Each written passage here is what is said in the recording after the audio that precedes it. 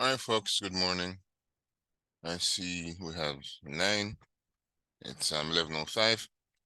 All right, give me a moment, please, and then we'll begin. I was having a bit of technical issue. So give me like 2 minutes, please, and then we'll begin.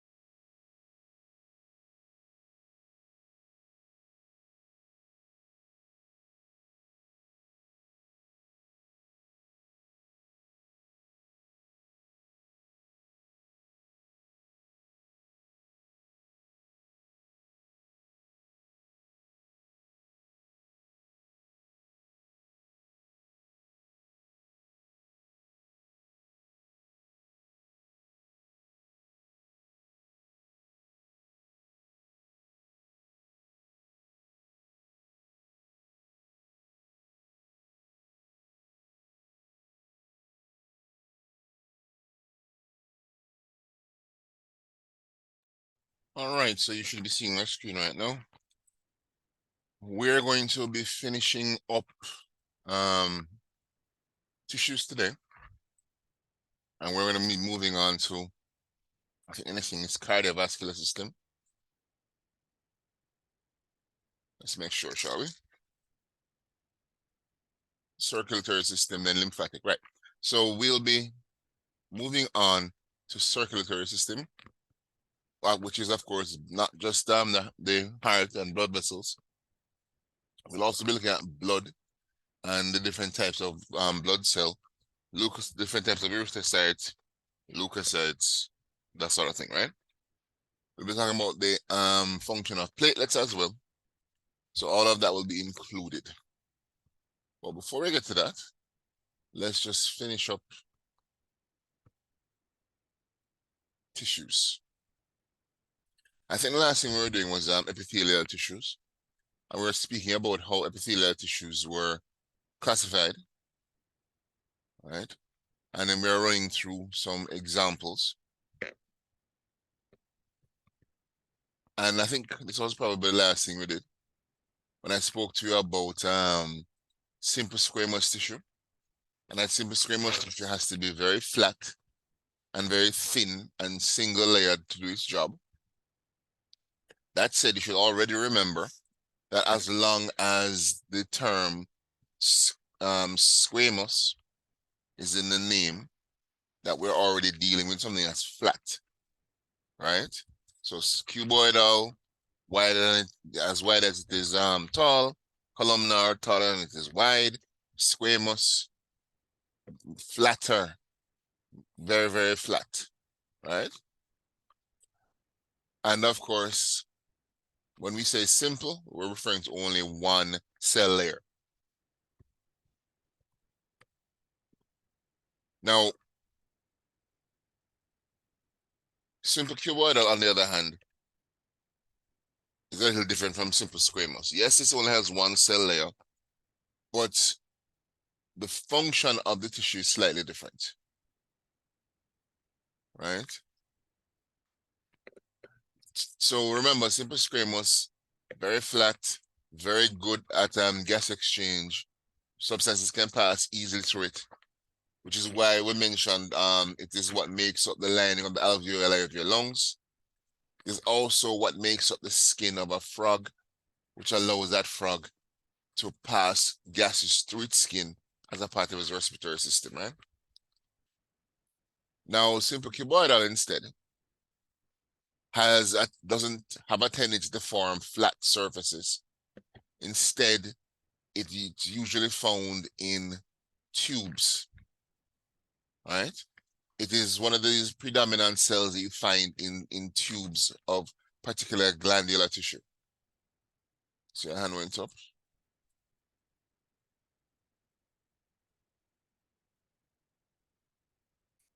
All right, Shakin, I got you. All right, so let me just show you what I'm talking about here. Let's turn this to nice green color today. What I'm outlining for you here is a tube. This looks like it's from the kidney. I think this is a section to the proximal convoluted tubule, right? But here is the actual cell. It's a little busted up.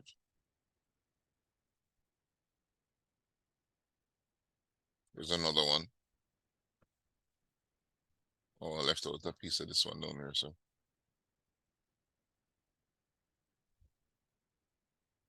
So remember now, these are all considered to be simple cuboidal cells. Some of them are a bit squashed. And of course, just to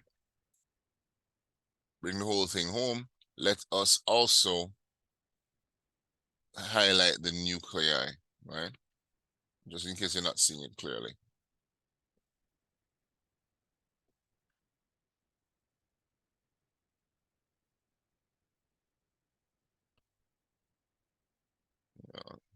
Well, most of them are pretty obvious.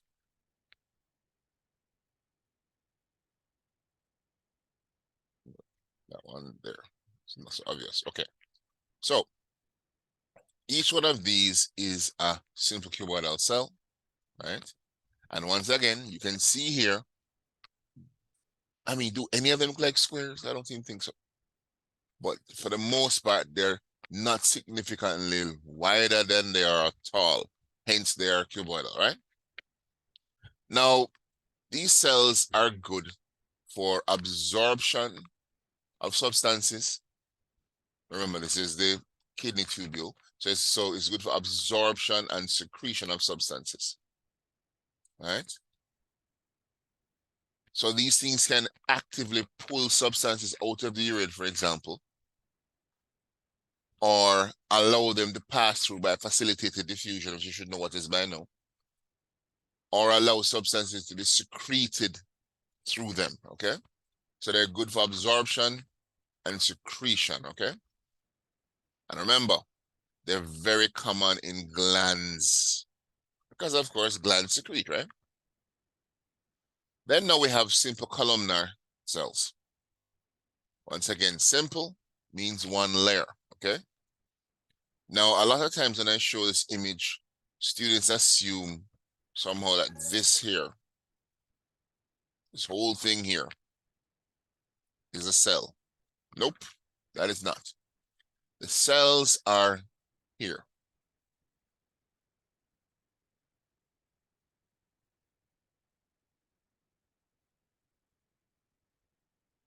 Right? And the basement membrane runs this way. So all of these cells are attached to this basement membrane, and they're one single layer. And you'll notice something interesting here, hopefully, that the nuclei is actually supposed to be two separate cells, but whatever. It's hard to tell where they split. You can see here that the nuclei do this weird thing where they approximately line up, which is actually a common feature of simple columnar cells. The nuclei in the tissue tend to kind of line up a little, right? So remember, basement membrane is here. And of course, here are cell nuclei nicely lined up, except for that one. Right. So what are these guys good for?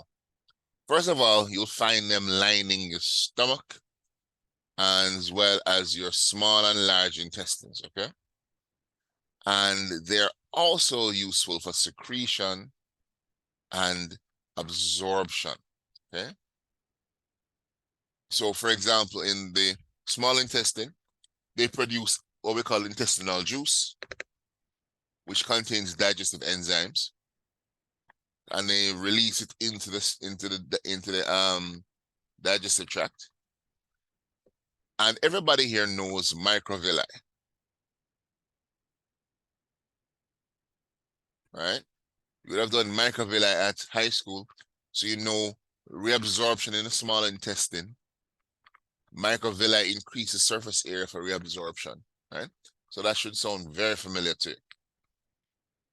So you would have microvilli on the surface of your simple columnar cells, right? Then we have this one here, which looks like a bit of a mess. This is stratified squamous. Remember, stratified, flat. Sorry, squamous, flat. Stratified, multiple layers. First thing you need to realize is that we're looking at this from the side view, okay? So it's not like the skin of the frog where cells are nicely aligned like that, okay? This is a side view or a lateral view of the tissue. So I'm going to, once again, outline some of the cells so you can see them, okay? So remember, this is stratified, which means there are multiple layers. Let me see if I can pick up a cell from each layer.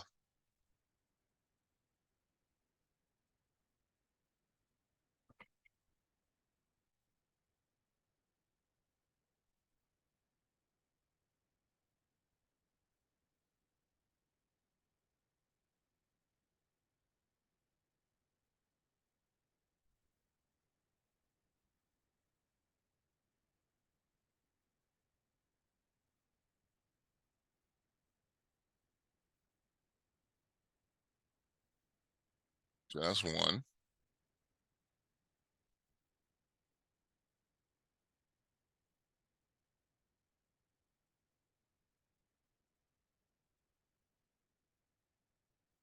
That's another one.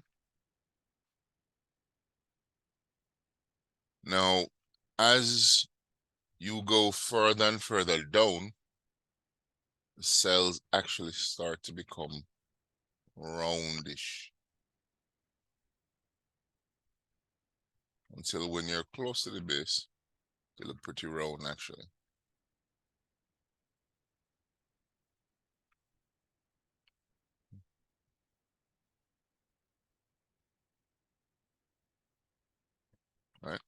And this here is our basement membrane. Okay, so that's our basement membrane.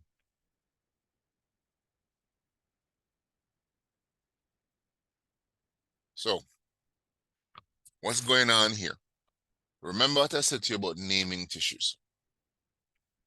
The layering is stratified or simple, but the type of cell that is on top is what gives the name of the tissue. So even though we can look down here and notice that at near the basement membrane, the tissues down there sort of look like they're cuboidal, which they are. As we go up, the cells get flatter and flatter and flatter. Okay? And when you finally reach the surface, those cells are completely flat.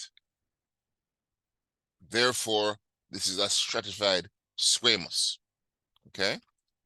So if you have multiple layers, only the layer on top gives the name. Remember now. Now, there are two types of stratified squamous you can get. You have keratinized,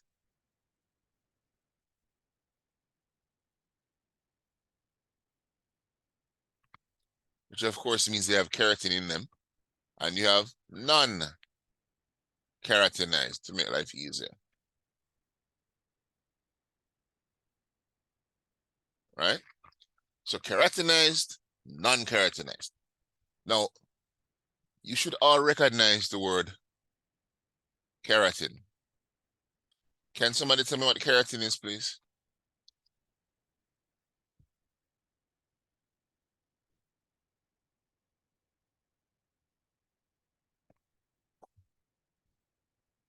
Gabriel, can you tell me what keratin is, please?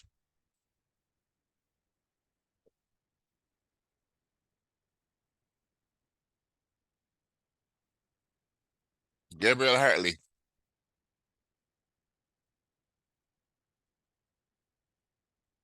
Isn't it the protein that's found in the hair? You are correct. Keratin refers to the protein that we find in the hair and the fingernails. It is also found in the skin. So one of the things that keratin does is it makes the tissue it infiltrates very relatively hard but still flexible. So it's good at resisting abrasion, right? So the upper layers of your skin are stratified squamous keratinized epithelium. Because of the keratin, these cells up here are dead cells. The keratin fills them up, it fills up the cell membranes and partially the cells, and it makes the cell membranes completely waterproof, which of course, if a cell can't get water, it dies, right? So these lower cells here are not fully keratinized, so they're still alive, but the upper ones are keratinized, so they're dead. So your upper surface of the skin is made up of dead cells. When you rub on it, rub on something, I should say, the keratin reduces the risk of abrasion damage, okay? Now, you will also find non-keratinized epithelium as well, right? And it is also going to be multiple layered. And it is also going to be for resistance to things like abrasion. So both of these tissues are for protection, okay? That said, you can find non-keratinized epithelium lining spaces, right? So the vagina would have non-keratinized, esophagus, the anus, okay? And of course, the lining of the mouth. So why not? No, I want you to understand that the non-keratinized is not as good at resisting abrasion as the keratinized one is, right? The one on the skin is top, okay? So what is the point of having these layers of non-keratinized tissue then? You know, why in place? Why in the mouth? Why in the anus? Right? Think of the kind of activities that occur in the mouth and the anus.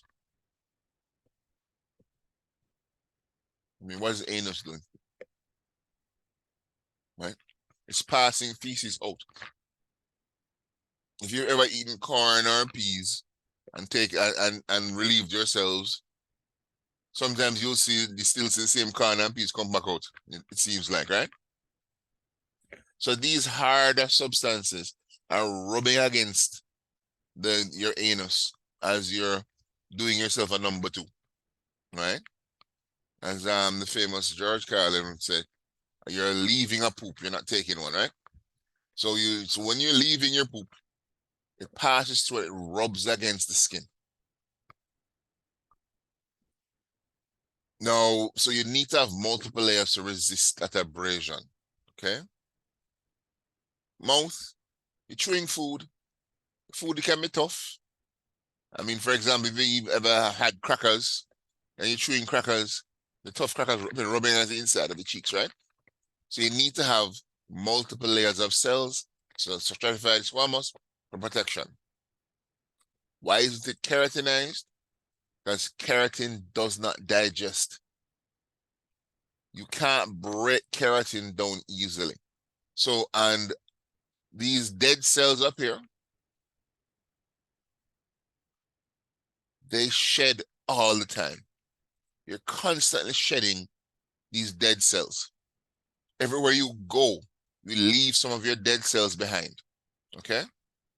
As a matter of fact, this is the reason why, if you ever watched a TV show, documentary, whatever it is, about people using bloodhounds to hunt, or using bloodhounds to hunt prisoners that have escaped or whatever it is, when they say the dog has got the scent, what do you think they're smelling? The dogs are actually inhaling leftover keratinized skin cells that you have left on your way, right? Which is why they normally, if they're looking for a missing person or something, they'll go to the person's house and find some clothes that they've used, and then give the clothes to the dog to smell. So that, because of course your clothing is covered in these keratin flakes, well, skin flakes. Most of them are microscopic, you can't see them, right? Dandruff is just a massive skin flake relative to the normal smaller ones usually drop off. Okay? So because of the constant shedding, yes, they're very good for protection, but the last thing you want is something undigestible constantly shedding into your digestive tract. It could potentially block your tract, right? Now, that is why we need non-keratinized epithelium in these areas, because of the issue of shedding, right? I hope that makes sense, right? All right, now we also have stratified cuboidal epithelium. This is a relatively rare, as it says here, type of tissue. This is one that you normally find in glands as well. It gives an example of the mammary glands. Can anyone tell me what a mammary gland is, please?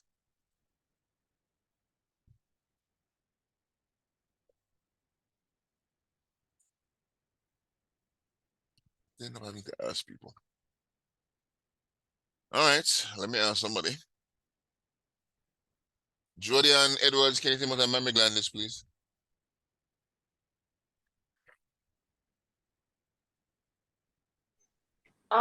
Sir, does it secrete? It's found in the breast and it helps to secrete milk. Is that? You are correct. The only thing I had you add to it is that mammary glands are found in mammals, but you're quite correct. It is within breast tissue, and it does secrete milk. So thank you very much for that. So the mammary gland, and she makes a very good point, because a lot of times people confuse this idea. Mammary glands are not breasts. Often at C6 level, just jumble everything together, which is not, of course, correct. the mammary glands, the external output of the mammary glands, of course, is going to be the nipples, right? So the mammary glands are all attached to the nipples. Their ducts run into the nipples. So the surrounding breast tissue, that's separate tissue. Anyway, now mammary glands are going to contain these stratified cuboidal epithelium, as well as sweat glands, which are also known as sebaceous glands. Sorry, sudoriferous glands.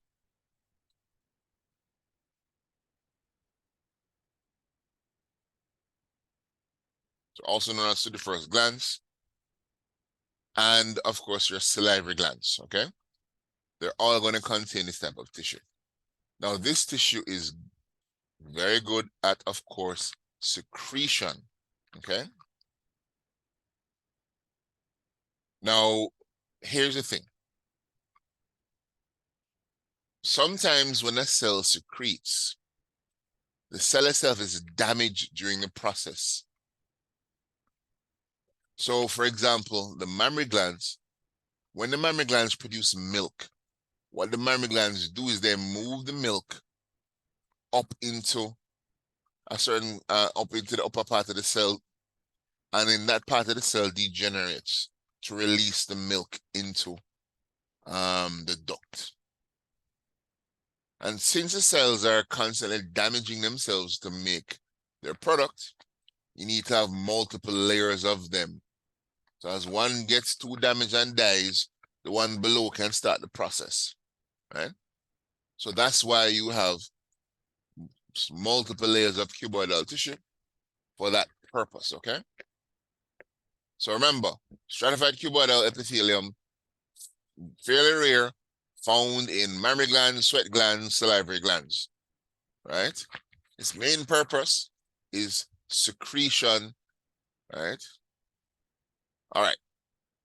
Then now we have stratified columnar. You will find these in not very many places, but you find them in the vas deferens and the male urethra. And you can also find them in limited areas of the pharynx. Now, I'm assuming you all know what the vas deferens is. If not, please let me know, all right? No, sir. Okay. The vas deferens is the tube. I said this is a testicle. And sitting on top of the testicle, you have this thing called the epididymis. You have this lovely tube that goes up from there.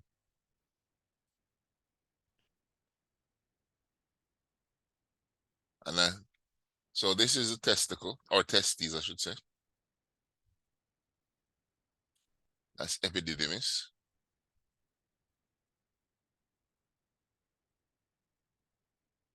And this is the vas deferens.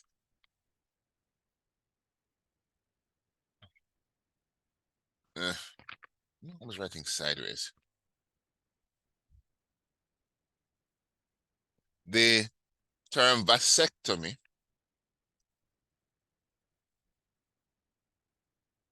comes from vas deferens. A message came in. Okay, Gabriel learned about this in agricultural science class.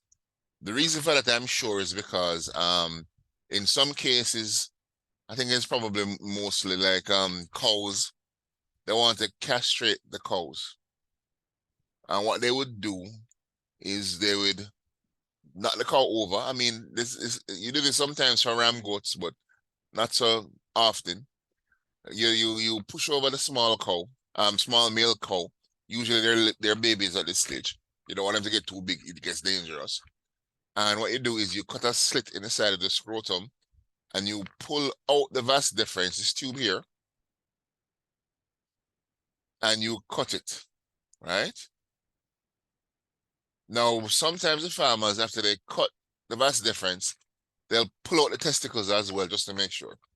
I was watching this documentary about this one technique that is done by Argentinian farmers, where they slice open the testicles, cut the vas deferens, and they use their hands to hold the scrotum open, and then they use their mouth to suck out the testicles out of the scrotum and spit them out, which is awesome, right? So in humans, of course, nobody goes around sucking out people's testicles, I assume.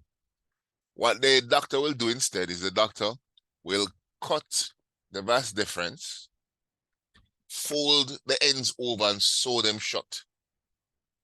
And this prevents sperm from the epididymis, because this is where we store sperm, one of the places, from going into the urethra. So once a man has had a vasectomy, he cannot get a woman pregnant because they can still make semen, but there's no sperm in it, right? So you find stratified columnar cells in that place, that vas deferens, and the male urethra, as well as the pharynx, okay? And if you notice here, the lower levels are cuboidal cells, because they tend to be.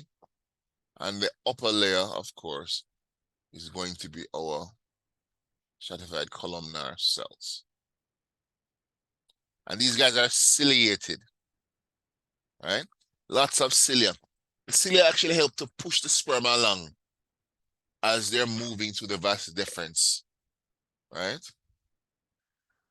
Then now we have pseudostratified columnar epithelium. I think we did this one already. So let's make sure. This is a section of pseudostratified. It is very difficult to parse with the naked eye. But remember what we said about pseudostratified. It looks like there's multiple layers. Each one of these spots is a nucleus. It looks like there are multiple layers of cells. That's why it's pseudo. But in reality, what you have is some cells like this,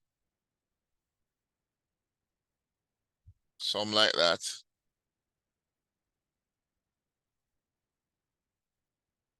and the nuclei are not necessarily in the same place.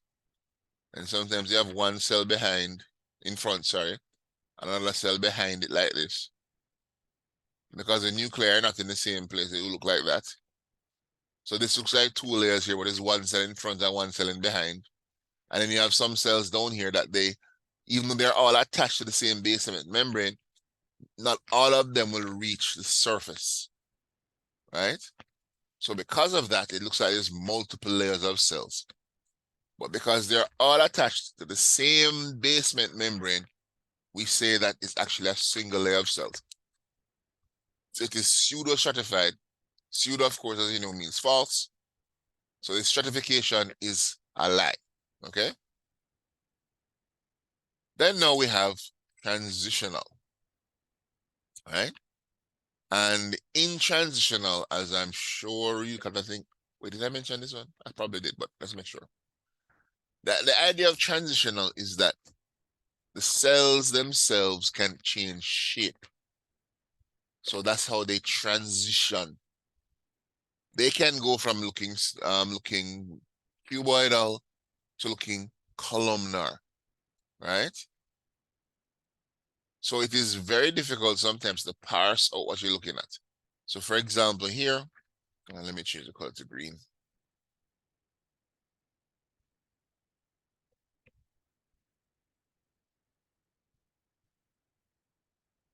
That's a cell.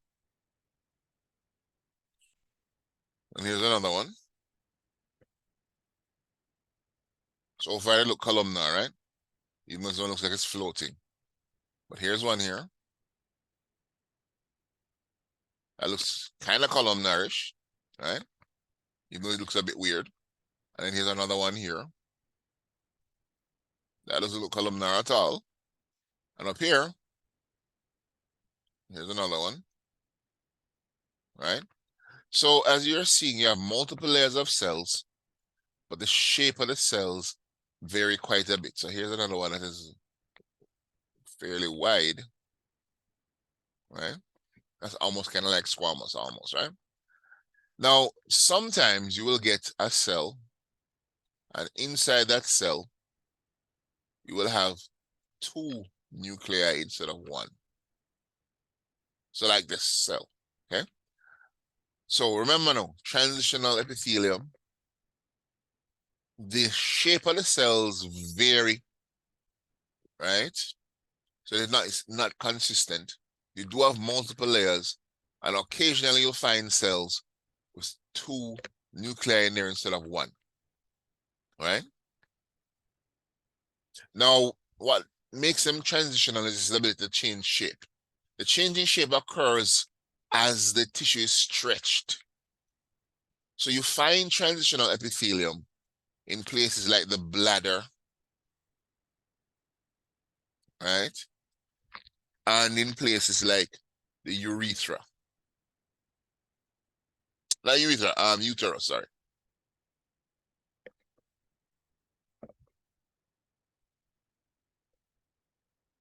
Right? So in the urethra and the uterus. So I gotta do it again. In the bladder and the uterus. As your bladder is filling with urine, the bladder has to stretch to compensate for extra urine, right? And the walls of transitional tissue are going to stretch as well. And as they're stretching, the cells are going to change shape. So they'll go from being more columnar to being more squamous looking as they stretch. Okay? And of course, once you relieve yourself, without that pressure, the cell shape goes back to what it was before. Okay? So they're transitional because they can change shape depending on the pressure, right?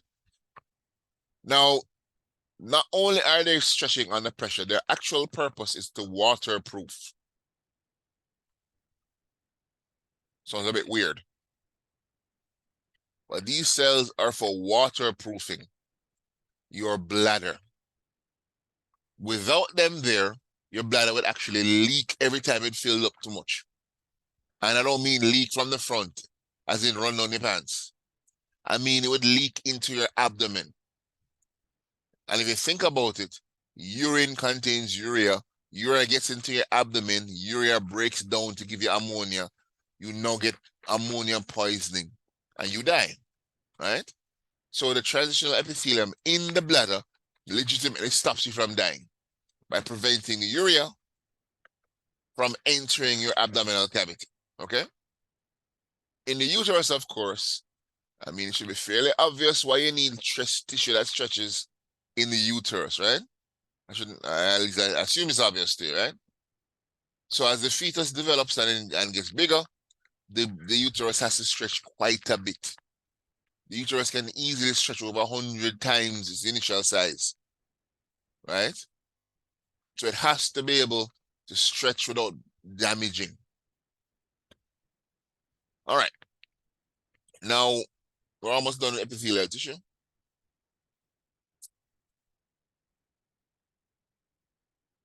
I'm going to assume everybody remembers what we said about endocrine and exocrine glands, because we went through it last week, right?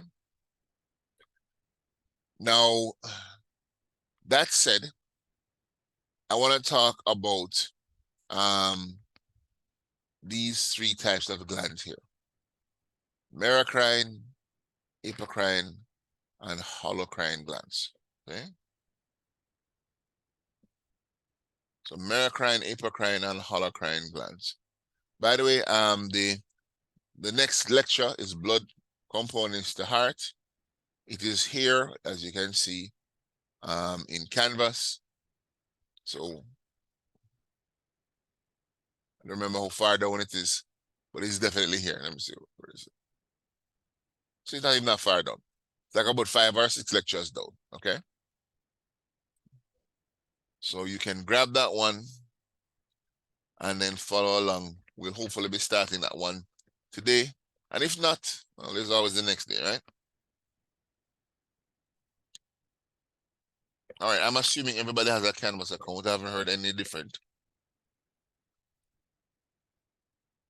All right, cool. So let's start now about these 3 types of glands. I am going to grab an image real quick off the internet because I seem to have neglected to put one in this presentation.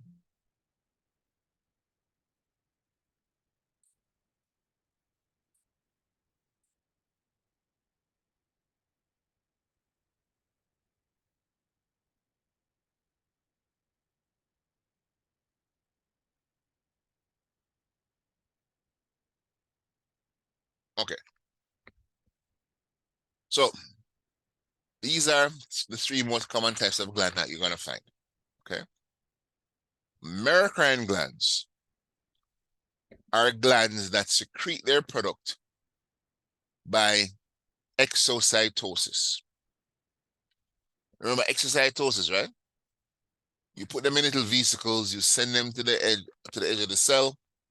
The vesicles merge with the cell and then dump their contents out into this little cavity here that leads to a duct. Okay? So that's merocrine glands. Then we have apocrine glands. In this apocrine gland here, you're actually moving the substance you want to secrete up into the upper parts of the cell here. And then this whole part of the cell breaks off. And that enters the duct. Right? Sir, could you repeat that, please? All right. In the apocrine gland, whatever the cell is producing is moved to its upper surface. Right? So that's what's happening here. So you can see all the dots are concentrated near the top of the cell. And then now, the whole top of the cell here so breaks off and goes into the duct. So you're not just pushing stuff out of the cell. You're actually losing chunks of the cell itself. Right? That is apocrine. As we mentioned before, that is your mammary gland. Right? I should mention here that your what do you call them? Salivary glands are merocrine here. And then now you have some that the whole cell has to explode to release its content. So the cell itself fills up with whatever it's making, and then it just explodes and dumps its contents out, and the cell dies. Which seems like a waste, but who am I to judge? Those are holocrine glands. And your sebaceous gland, not your sweat gland, you know. Your sebaceous gland, which is your oil-secreting gland, does that. So basically, the cell fills with oil, ruptures, squirts the oil out. The oil moves to the surface of your skin and coats your skin. So the cell dies in the process, which means that you have to be replacing these cells reasonably often, right? So these are the three modes of actions you'll find in glands in your epithelial tissue, right? That said, I also want to mention goblet cells briefly. Goblet cells are actually epithelial tissue, normally columnar, that have been modified to contain a space like this. The mucus is normally down here. And in here, you make mucus. Okay? And the mucus, of course, leaves the cell. So goblet cells are simple columnar cells normally that produce mucus. It is released out of the cell. Now, mucus is extremely important in many places in your body, particularly your digestive tract. So you're going to have lots of goblet cells lying in your digestive tract, constantly producing mucus and putting it into the tract so that when you're swallowing something, it's easier for it to move down the digestive tract, okay? So those are your goblet cells. And we already spoke about your merocrine, holocrine, apocrine, right? So let's give you here we're doing the same thing again. Have your apocrine, as you can see here, just like as I said, the breast tissue. You pack up one part of the cell with milk in this case. That part breaks off, and that goes to the baby. So in a real way, the mother is not just feeding the baby milk; she's actually feeding the baby her DNA as well, right? I mean, does that make the baby a cannibal? Who can say, right? Then now we have our holocrine, which, as I said too, the whole cell just breaks apart to release the substance into, in this case, onto your skin, right? All right, Gabriel, I got you. Then merocrine, remember you make the stuff. In this case, it's being made here, it's being packaged at the Golgi apparatus. It's sent now to your cell membrane, and exocytosis puts it out, okay? Nice and easy. Okay, good. So that's that. Now connective tissue. Your connective tissue now is different from your epithelial tissue in many ways. First of all, your connective tissue is at no point going to be exposed to the environment. It does not have a free apical surface like epithelial tissue. Everything has to be covered by something else, right? So that's one thing. Secondly, all your connective tissue has to have 3 components. They must all have these 3. They obviously they have to have cells because it is a tissue. But these cells must be suspended in an extracellular matrix. Okay? So the cells must be in something, right? Think of like fruits in Jello. You know, ever eat a Jello with the little fruits in there? That's what we're talking about here. And this matrix has to be made up of 2 parts. One is a ground substance, and the other will be some sort of fiber, right? Therefore, all connective tissue must contain cells, ground substance, fibers, okay? Or if you want to say cells with a fiber matrix, that works too. And okay, so those are the 3 main components. Then now, remember, connective tissue is not exposed to the environment. You're not supposed to be able to touch it. If you can, that would be bad.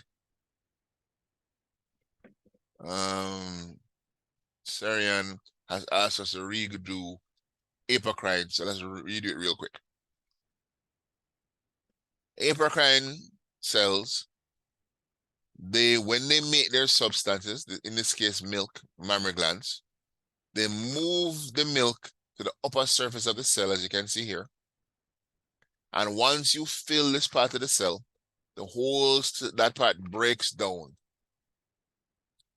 And it separates from the cell. And that is how the substance it produces goes to wherever it's going. So when the baby is breastfeeding, this is what is happening. The cells are making milk, stuffing it in the top part of the cell. The top part breaks apart and then moves the milk down the duct to the nipples, okay? That is apocrine. All right. So let's jump back to this. Now, remember that epithelial tissues were avascular, right? A, of course, means not, so avascular. They were not vascular at all. Blood doesn't run through epithelial tissues. Connective tissue, on the other hand, is vascular. Or it can be avascular too. It ranges. So some connective tissue have lots and lots of blood. Some won't have any at all, okay? Whereas remember, epithelial tissues are always avascular. Connective tissues have options. And connective tissues contain a much wider range of different receptors, right? Lots of different things going on in there. So just from this here, you should be able to do a brief comparison between the features of epithelial tissue and connective tissue, just based on what I've said to you before, right? All right. Now, connective tissues, as it says here, are the most abundant tissue type in the body. This is by volume, okay? Or by mass. Same, it works out to be the same. They support epithelial tissues and connect them to other tissues. What does this mean? It means that your skin, your epithelium, sits on top of a layer of connective tissue, and that layer of connective tissue is attached to another layer of cells, right? So in this case, for example, it would be fat cells or muscle. Well, muscle. So therefore, your connective tissue is connecting indirectly your muscle to your skin, okay? It also mentions that it supports epithelial tissue, right? It provides covering that supports and protects muscle, nerves, also internal organs, right? So once again, connective tissues can be protective.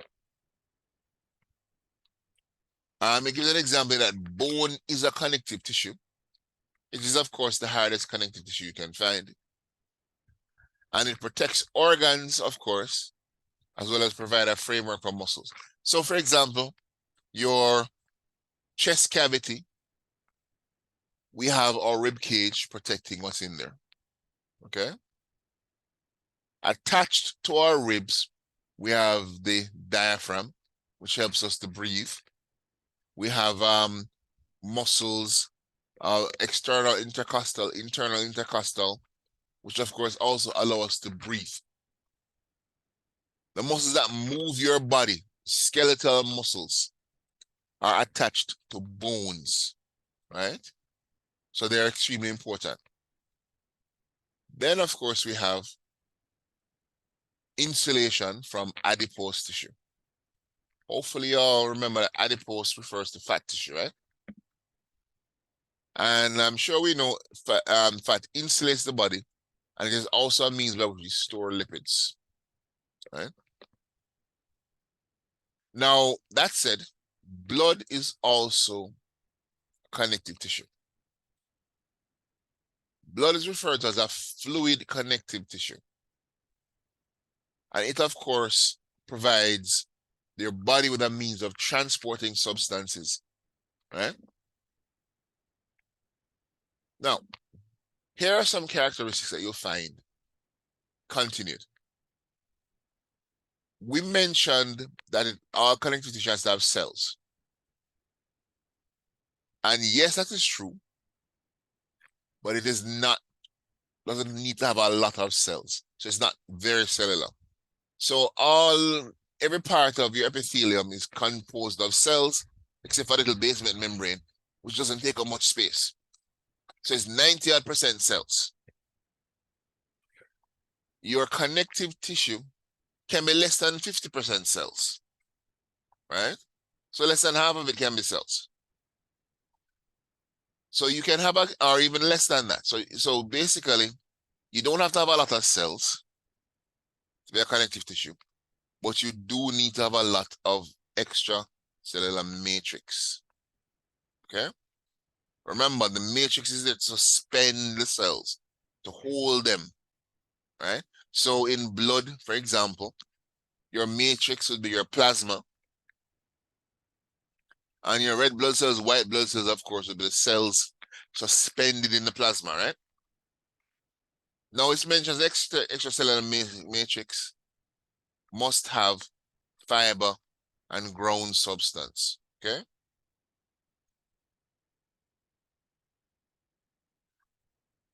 Now, see if this makes sense to you. In blood, I'm using blood as an example again. The ground substance is going to be the liquid part of the plasma, right? Remember, plasma contains not just liquid, but it also contains proteins, right? So albumin, for example. But blood must also contain fibers. If it doesn't contain fibers, it can't be a connective tissue. All right. Here's my question.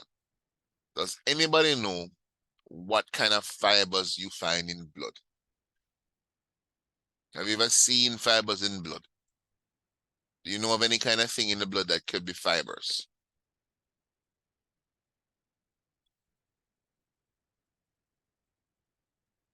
Shanice, what do you think? What kind of fibers do you find in blood?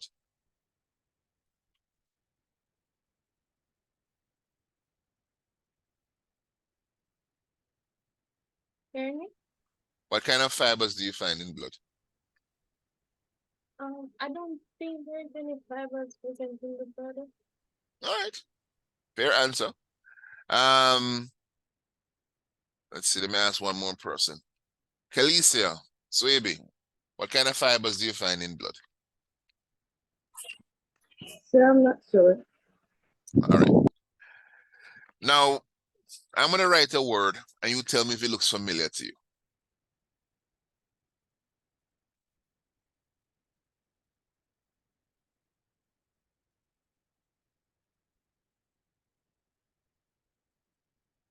All right. So that's one word. Now, you might also have seen this one as well.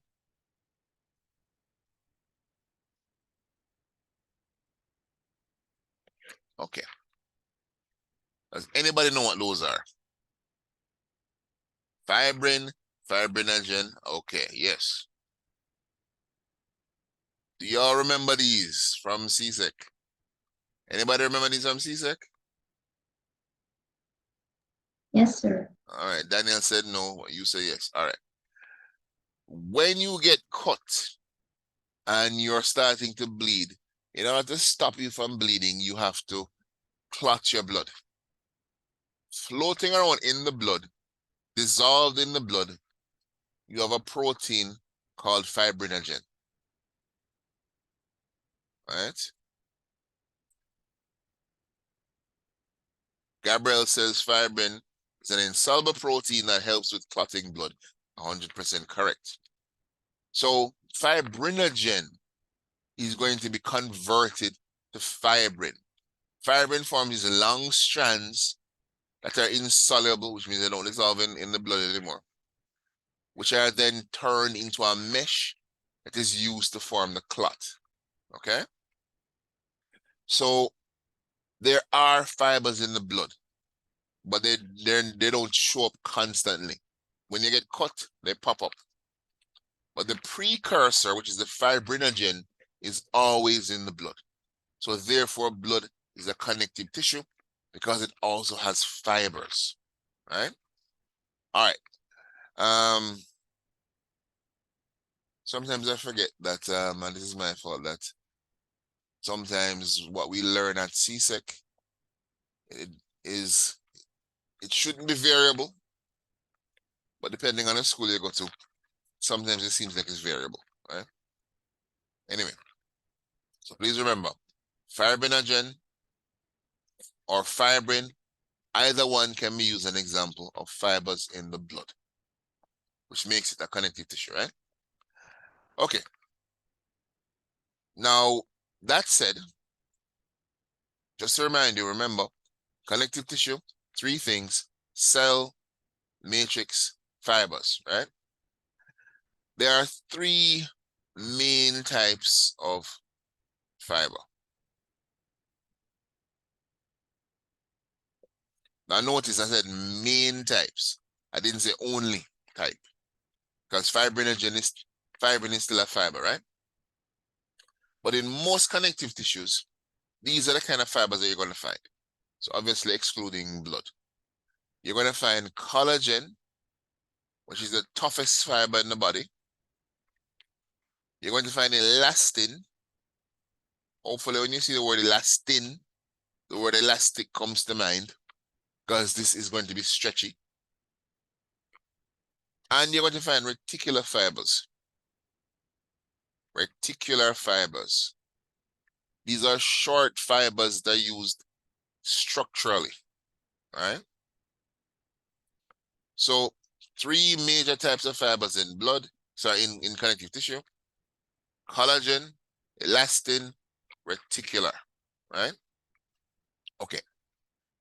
Now the ground substance now of the matrix can be fluid, semi-fluid, gelatinous, or hard. Obviously fluid would be like blood. Well, plasma really, right? Semi-fluid is more along the lines of, syrup. you pour syrup, it flows very slowly, but it does flow. Then gelatinous, that's like jello, of course. And hard, of course, is like bone, like rock. So your growing substance can be any of those right, consistencies. Fluid, semi-fluid, gelatinous, or hard. Okay. Now that said, let's start classifying these things. Just like we classify epithelial tissue, we classify connective tissue as well. Okay. Now we have what is called connective tissue proper. What makes it proper is because it behaves itself, apparently. Then we have fluid connective tissues. And then we have supporting connective tissues. So those are our three main categories, right? Connective tissue proper, fluid connective tissues, supporting connective tissues. Now, under the term connective tissue proper, you're going to find two subcategories. All right, Daniel. We have loose, we have dense. Okay? Loose, dense. Now, obviously, if a tissue is loose, it means you're going to have a lot more matrix than cells, which is why it's loose, right? It can move around a bit more easily as well. So you're not expecting it. But remember, it says it's loose. It doesn't mean it's liquid. So it doesn't flow like water, but you're not going to have a lot of cells. It's going to be move around relatively easily, right? And of these types of loose connective tissue, there are two. We have areolar connective tissue and adipose connective tissue. As you know, adipose is fat tissue, right? So adipose is fat. Areolar connective tissue now is found very between the skin and your muscles quite a bit. It's also found around your internal organs, right? But we'll talk more about it in a second. Fluid connective tissue, we mentioned blood already, but we also have lymph. Remember your lymphatic system. The purpose of a lymphatic system is to collect up fluid from around your tissues and carry that fluid back to your blood. It also checks the fluid for any sort of pathogen in your body. It also helps to deliver immune system cells to different parts of your body that need it, right? So that's the lymphatic system. And we're going to be reviewing the lymphatic system in a little bit of detail next week, right? So those are your two fluid, blood, lymph, okay? Now, the supporting one, as you can see here, there's multiple, so not just two of these. We have two subcategories for this one as well. We have cartilage, and you all know what cartilage is. And we have bone. Now, here's the thing. Anytime you see this prefix,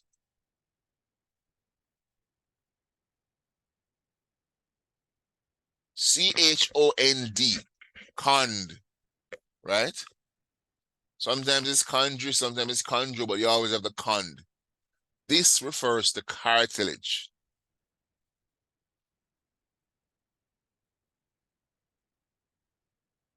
Right? Anytime you see a word that starts with cond, it's going to be something to do with cartilage. Okay? So there are three main types of cartilage you need to be aware of. You have hyaline cartilage, which is the most common in the body. You have fiber cartilage, which is the toughest cartilage. And you have elastic cartilage, which, no surprise, is the stretchiest cartilage. Okay? And of course, we then have bone.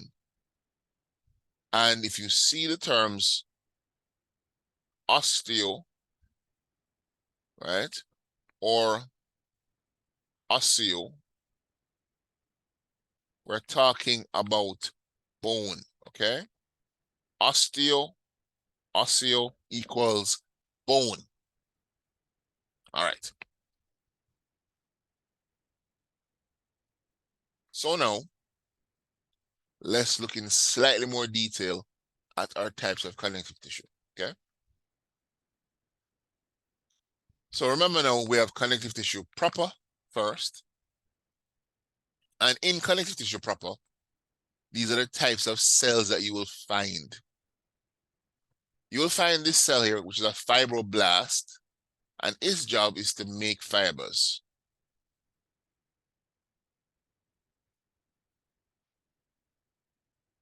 Right? So it makes fibers. So what is the elastic? Oh, Gabriel said like osteoarthritis. You're correct, Gabriel. So osteoarthritis is bone arthritis, okay? So why, I mean, isn't all arthritis bone? No. Rheumatoid arthritis is not bone. Rheumatoid arthritis is the tissue around the bone, right? So you're quite correct. So remember now, fibroblasts make fibers.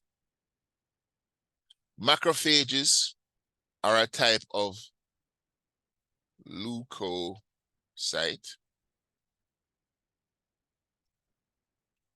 Remind me what a leukocyte is, please.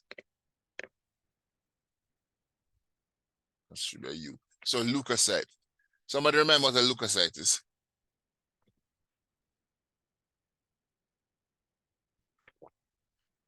Oh, all right. They are white blood cells. White blood cells is correct. Thank you very much. So your leukocytes are your white blood cells. So macrophages are a type of white blood cell. We have fat cells, you know, I have plenty of these, called adipocytes, right? So adipose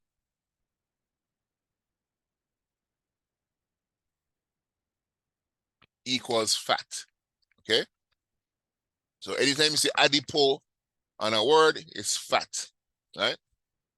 Then we have mast cells, and they are another type of leukocyte, right? They're involved in inflammation. All right. Now, we also have fibers, because remember, connective tissue must have fibers. In connective tissue proper, you'll find collagen, elastic, and reticular fibers. So you get the big three in there, right? And the fibroblast is the one that makes these three, okay? So you're going to need to have your fibroblast to make your fiber, and the fibers they're making are collagen, elastic fiber, and reticular fibers, right? Now, the ground substance that you're going to find in connective tissue proper is not gelatinous, it's not hard, it is semi-fluid, okay? That's why it says here, similar to syrup. If you've ever scraped your skin, right, but blood didn't come out, instead you got a little poo, a little bit of this very clear fluid, rubs between the fingers and feels kind of sticky, that is the ground substance of your connective tissue proper. So you've scraped your skin so far that you've scraped off all epithelial cells, and you're exposing, more likely than not, the upper layers of your connective tissue, and the ground substance is seeping out, which is why you get that clear fluid coming out, right? And once again, it's not like water. Rub it between the fingers, it feels sticky, okay? And the reason it's sticky like that is because it slows down the movement of pathogens. So bacteria that are trying to move through your body have to move through this clear ground substance, which is like syrup. It's hard for them to move. So it slows down the spread of them, gives your white blood cells time to gather and get to the area before the disease becomes insurmountable, at least usually, right? Okay. So as it says here, loose connective tissue, you have adipose and areolar tissue. They form delicate thin membranes through parts of the body to bind them together. And as we mentioned, the fibroblasts, remember the fibroblasts make fibers, they are separated by a gel-like ground substance that contains collagen, elastic fibers as well, right? And it binds the skin to underlying organs and fills spaces within the muscle, okay? So you're not going to have a muscle that is just bare. There will always have to be something wrapped around your muscle. In this case, there's going to be loose connective tissue. So you have a loose connective tissue wrapped around the muscle, and then now you'll have, of course, your epithelial tissue on top, right?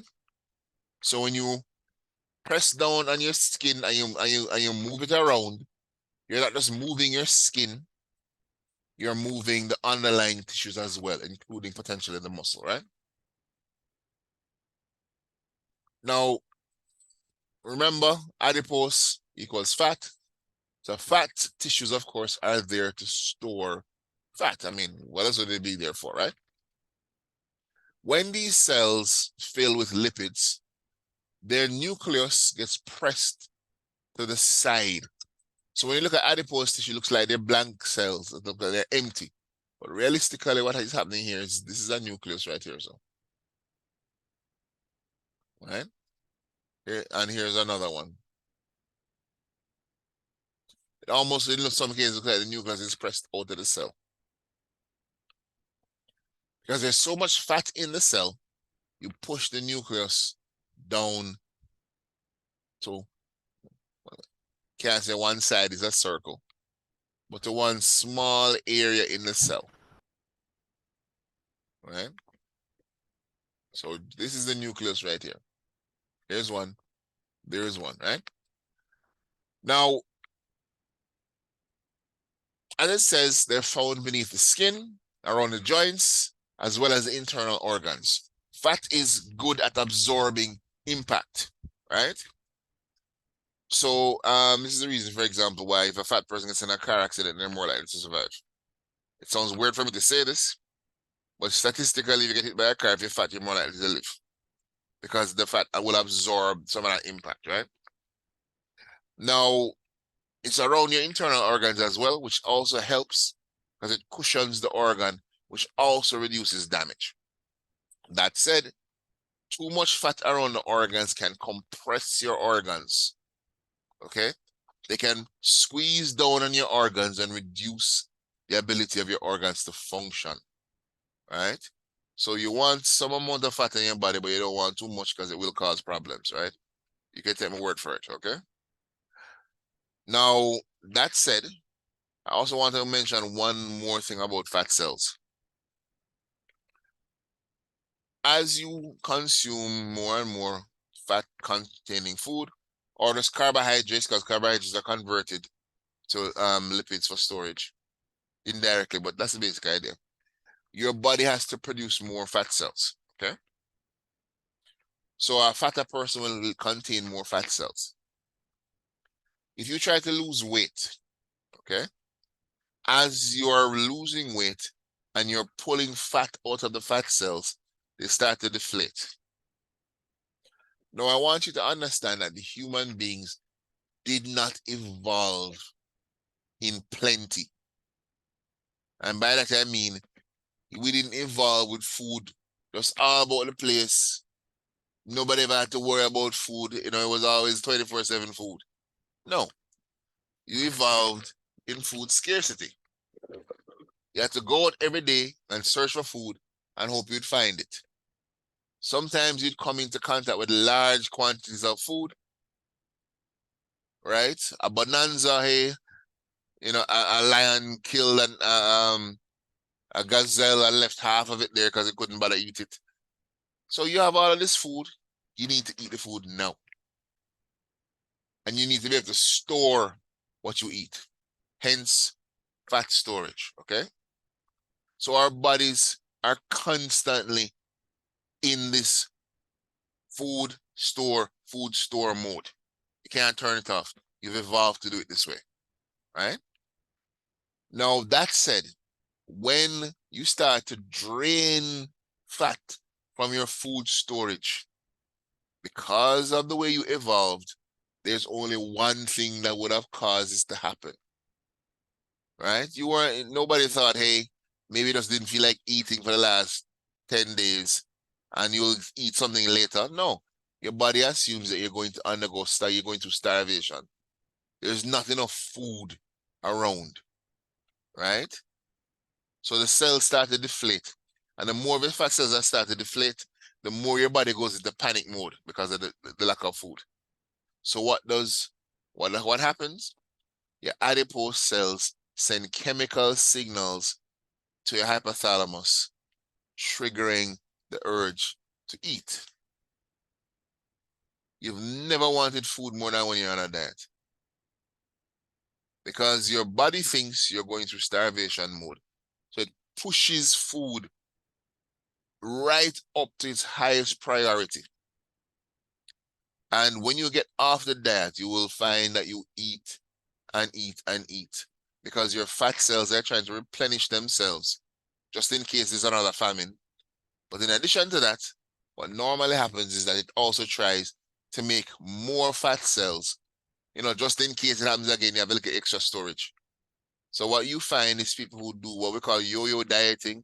They diet for a month or two now, and in 6 months down the line, they do it again. They tend to gain a fair amount of weight during this process, right? Because of that.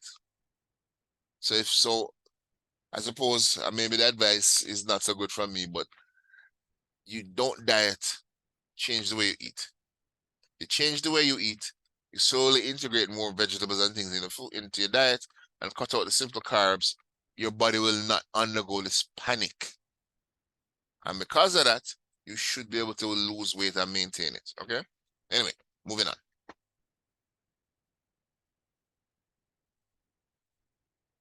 So areolar tissue. As it says here, it's the most widely distributed connective tissue, right? And its main function is, of course, to connect, right? So this is the quote-unquote OG connective tissue. So it is connective. It fixes the skin with muscle, then attaches blood vessels and nerves to each other and the surrounding tissue, right? It fastens the peritoneum to the body wall.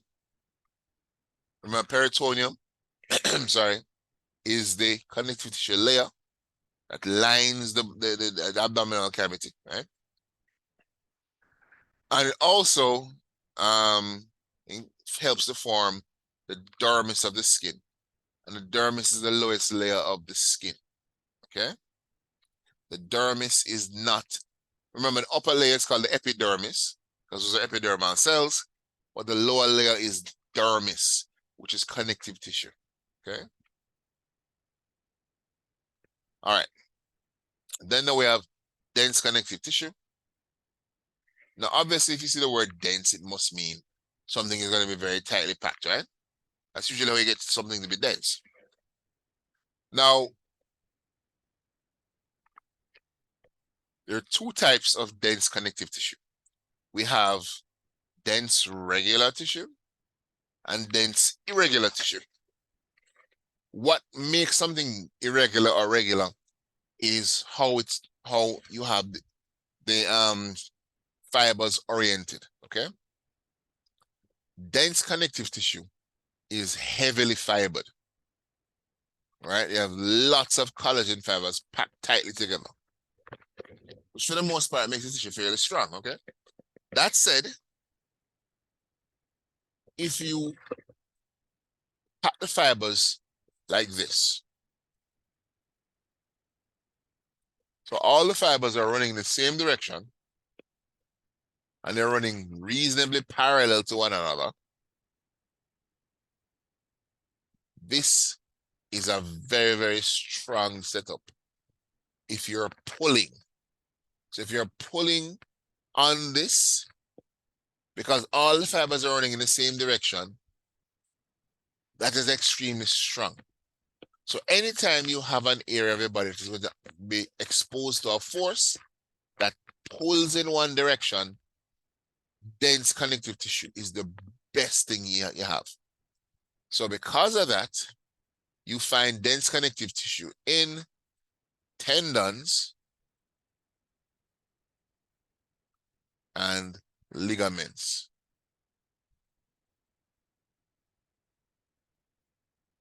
Now, who remembers the difference between ligaments and tendons?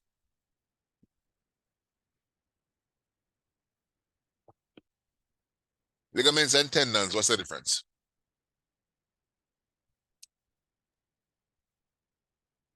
Is it that ligaments hold together muscle and tendon hold together bone?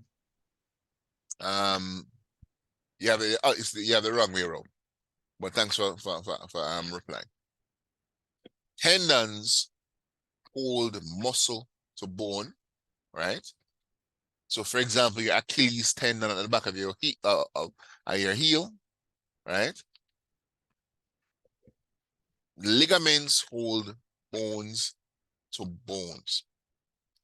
So, in your knee, you have two ligaments. You have the ACL and the MCL. Anterior cruciate ligament and medial cruciate ligament. You don't need to remember what they mean right now. But they help to hold the joint of the knee together. And a lot of times when you have, particularly people who play football, because you do a lot of running and you change direction rapidly, you put pressure on your ACL or the MCL, and you can actually tear these ligaments, right?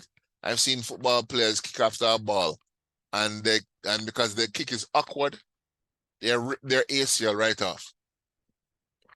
And it is a very difficult thing to recover from completely, right? So the ACL, MCL, these are knee ligaments. When they get torn, it takes forever to heal. Ligaments and tendons take a long time to heal because they do not have a lot of blood flow, right? Which is why, and this is coming from a non-athlete, obviously. Anterior cruciate ligament, correct. When you are training to do a sport, one of the most important things that your coach can do for you is to teach you proper technique. The reason they're drilling in this technique into your head is to prevent you from causing yourself damage. As I said to you, if you kick the ball wrong, you put pressure on your knee joint in the wrong way, the ACL does tears. And that can mean months of recovery, right? So that is why you see so many good coaches stress proper technique so much, right? Because there's nothing worse for an athlete than an injury, right? So ACL, MCL are examples of your dense connective tissue ligaments, okay? And remember, Achilles tendon at the back of the heel. Then now, if you happen to have a situation in which you have the meniscus is not a ligament. Well, sorry, the meniscus is around the joint capsule, right? It's around the synovial capsule, so it's not the same thing. Now, dense irregular is a little different. In dense irregular, we do not have all the fibers running in the same direction, right? I mean, for the most part, they seem to be. But you can see here some little diagonal, like these here. And of course, if you look here, you have some weird shapes going on here. So this is why it's called irregular, because you do not have, all the fibers are not running in a consistent direction, okay? They're all over the place. So what this means is that dense irregular tissue is not great. It's not the best for when you pull on something, okay? So this dense irregular tissue would be lousy as a ligament.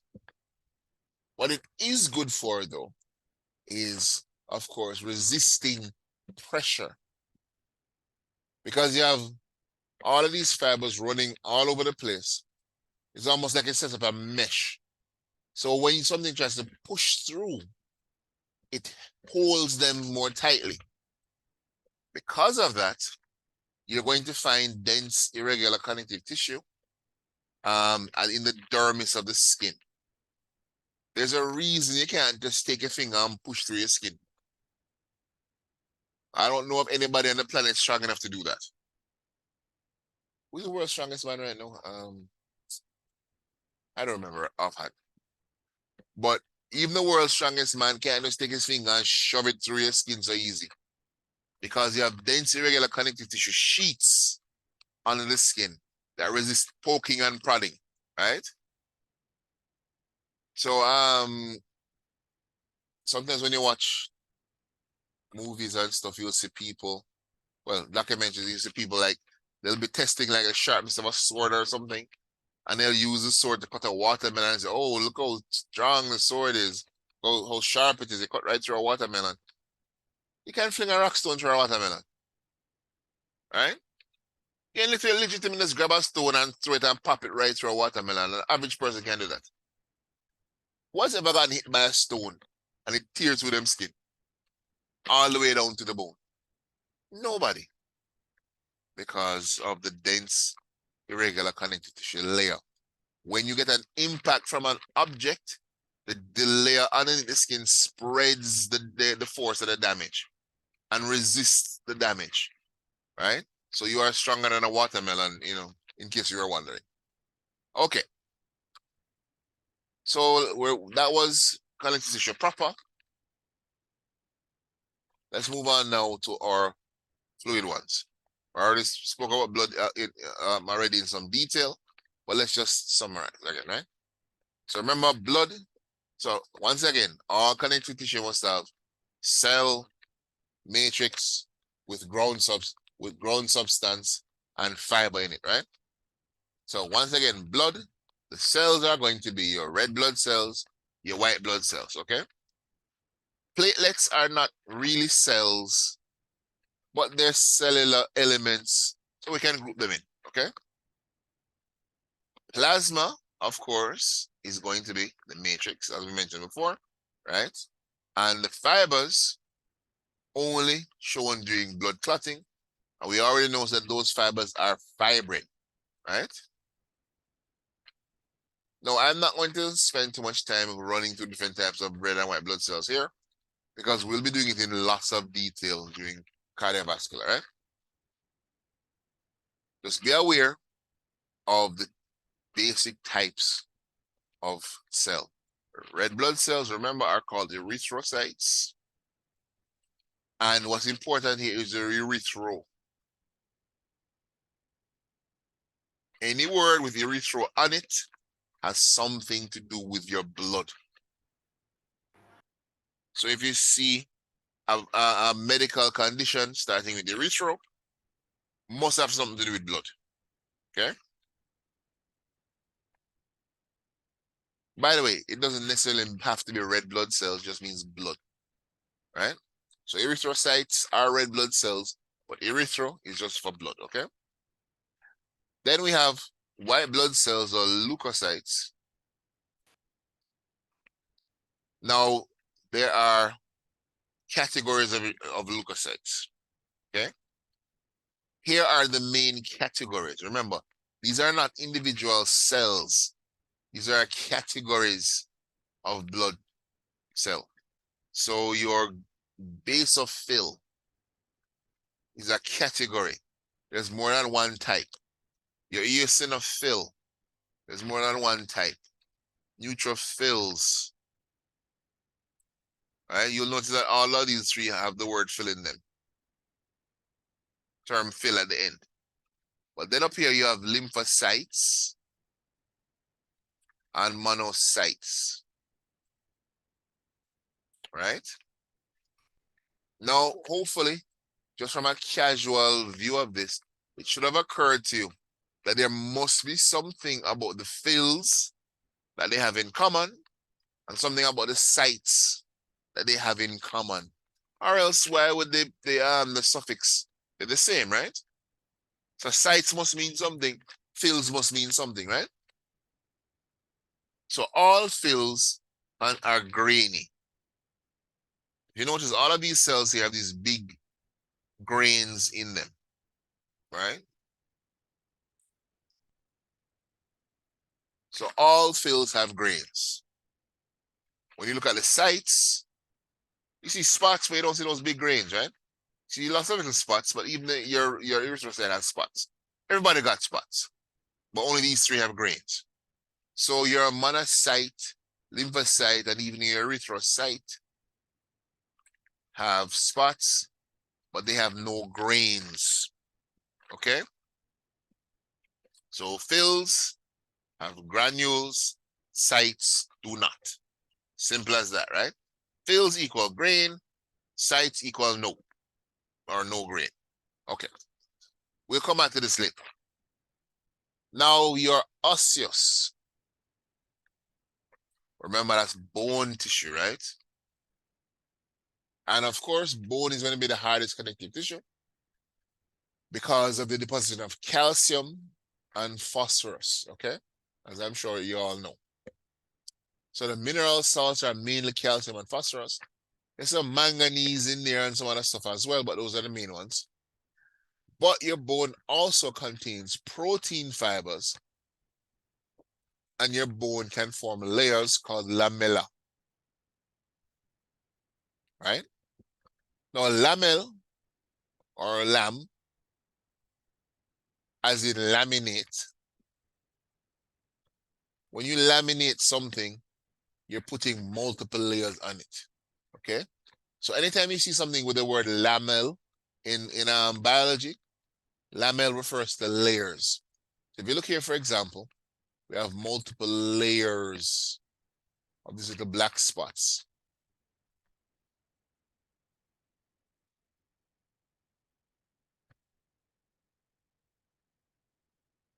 Right? Hence, they're a lamella, okay? Those are the black spots you see are actually not spots. Those are the black areas are called lacuna. A lacuna is a little cavity inside the bone, right? So all of these little black spots you see here, these lacuna, are actually spaces, little houses. And inside the little house, the little space, lives a very important thing. Osteocyte. There's my little osteocyte living in this little house. So lamella, lacuna, and here is my osteocyte.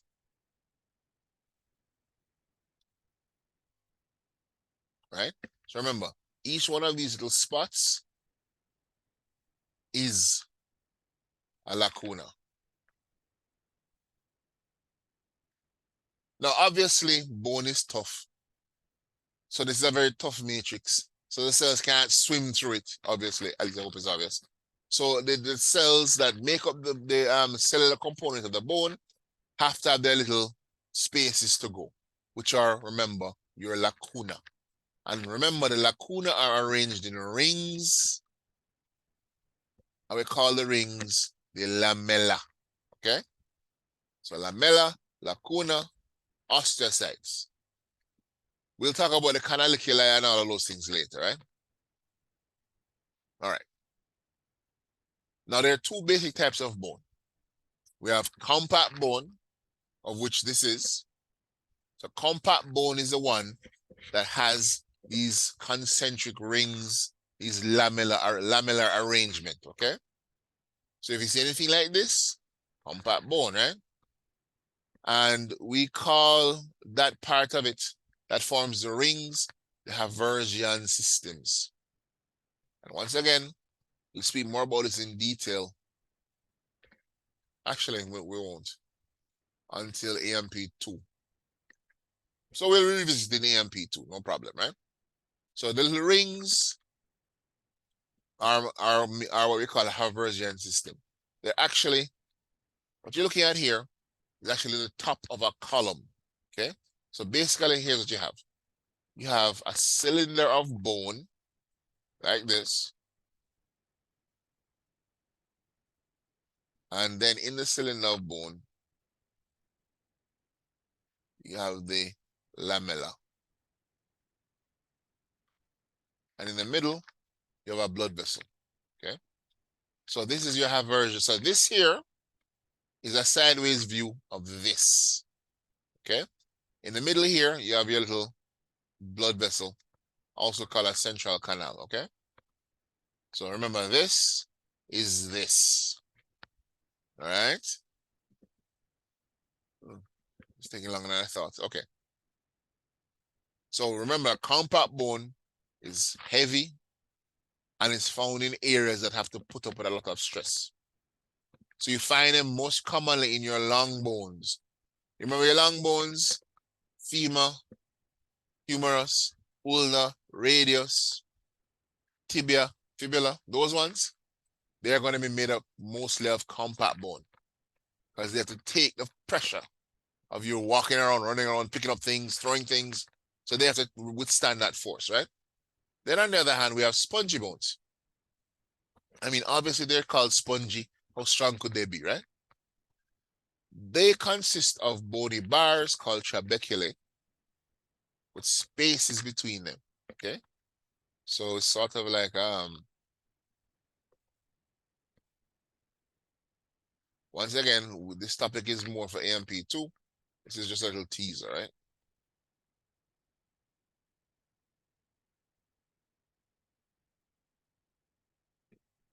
So think of, so these are my bony bars, right? So that's my bone.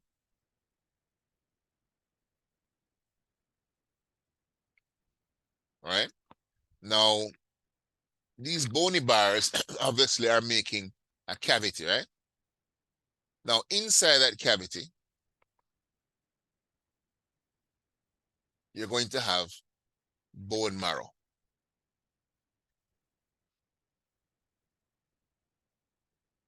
Okay.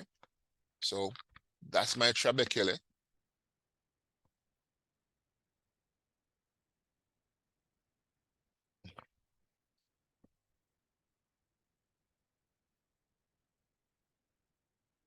And this is my bone marrow.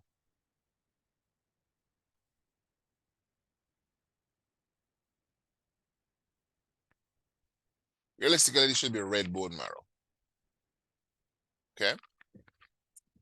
And that is the way spongy bone is set up. It's much different from compact bone. The compact bone, cylinders of bone, making up the Haversian system with a lamella in there and the lacuna. Spongy bone, basically, you have lots of little bony bars making up spaces. And in the spaces, we have bone marrow, right? Then now we have our cartilage. The matrix of the cartilage is a gel now. It's not a hard like bone, okay? So as remember I said to you, chondro, well, chondrially, is referring to cartilage. So the cells that you find in cartilage are called chondrocytes. And they're found in the lacuna, which now means that your cartilage, just like your bone, will have lacuna, okay? Remember, lacuna is just a space for the cell to live in. Because the matrix of cartilage is a gel, they can't just push through it. So therefore, the cells there need their own little houses too. So you have lacuna in bone, yeah, and in the lacuna in bone, you have your osteocytes. And you have lacuna in cartilage, and in there, you have your chondrocytes. Osteo means bone, conj is cartilage referring to, right? Now, cartilage is avascular, right? So blood vessels don't run through here. But remember, bone is vascular. Remember I mentioned the central canal here, which is a blood vessel. And I mentioned spongy bone marrow. There I go. Bone marrow here. Bone marrow has to have blood vessels running through it, okay? So bone is very vascular cartilage is avascular. Okay, there's no blood going through there. Which is, by the way, why when you damage cartilage, it takes so long to heal. Because it's harder to bring the nutrients to that to there, right? So remember now, there are three types. We have hyaline cartilage, which is the most common type. We have elastic cartilage, and we have fibrocartilage, right? Which is the toughest. And elastic cartilage obviously is the most elastic, right? All right, I'm gonna stop. We have about 8 slides left, I think. But I don't want to rush through this. So I will start back up again. I think it's on Wednesday. We have our 1 hour class. So that should be perfectly fine. Okay. We can do this in about 20 minutes and then start cardiovascular system on Wednesday. Okay. Any questions before you go? All is well so far? Sir, Yes. could you remind the class of the date of the first test, please? All right. This is week 2, right? Yes. All right. So I'm planning on doing the in-course test in week 7. So let's see here. We got 1, 2, sorry. That's 3, 4, 5. So that looks like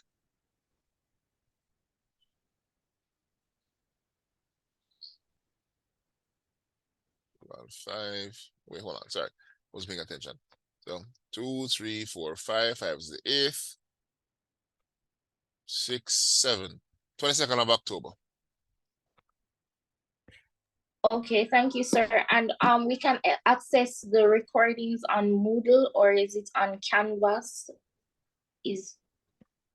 Well, I mean, we don't really have any recordings. Oh, okay.